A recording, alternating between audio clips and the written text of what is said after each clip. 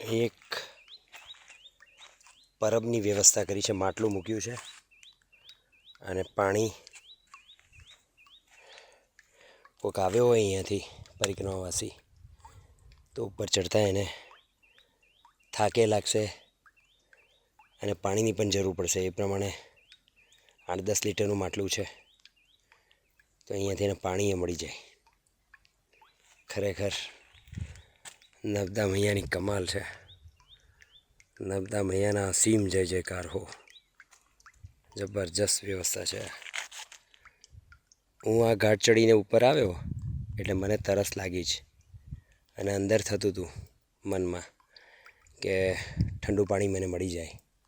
તો મને અહીંયા ઠંડુ પાણી મળી ગયું છે. માટલાનું ઠંડુ પાણી છે, સરસ મજાનું. અહીં બેસવા માટે ચટાઈ પણ પાથરી છે. એમને આ મંડપ તૈયાર કર્યો છે સરસ મજાનો. અહીંયા માં એમ કરીને લખ્યું છે, બધી જગ્યાએ માં માં એમ લખેલું છે, એટલે એ રસ્તે જઈ શકાય. નર્મદે હર.